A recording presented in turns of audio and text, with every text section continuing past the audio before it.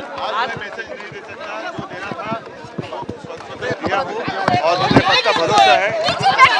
उद्धवजी भाजपकडून नाही मला त्याच्याबद्दल समोर आणलेलं आहे आणि ऐका एक मिनिट, त्यांच्याकडनं किती थापा मारल्या तरी महाराष्ट्राचा बाणा कायम राखल्याशिवाय राहणार नाही।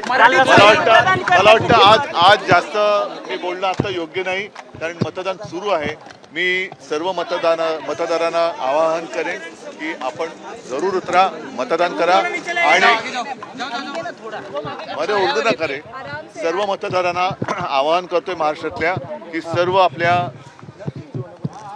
मित्रांसह सहकुटुंब सहपरिवार मतदानाला उतरा, मतदान करा आणि महाराष्ट्राचा स्वाभिमान जपा।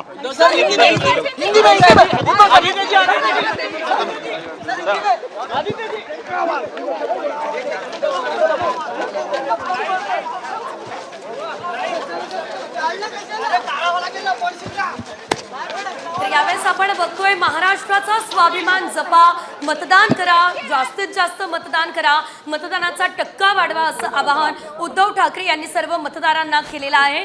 तर दुसरीकडे आता एकनाथ शिंदे यांनी सुद्धा आपला मतदानाचा हक्क हा बजावलेला आहे आणि मतदान करून ते आता मतदान केंद्राबाहेर निघाले।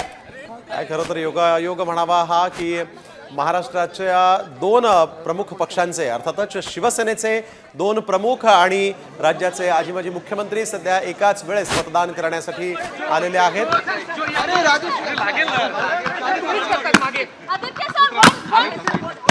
Step out and vote.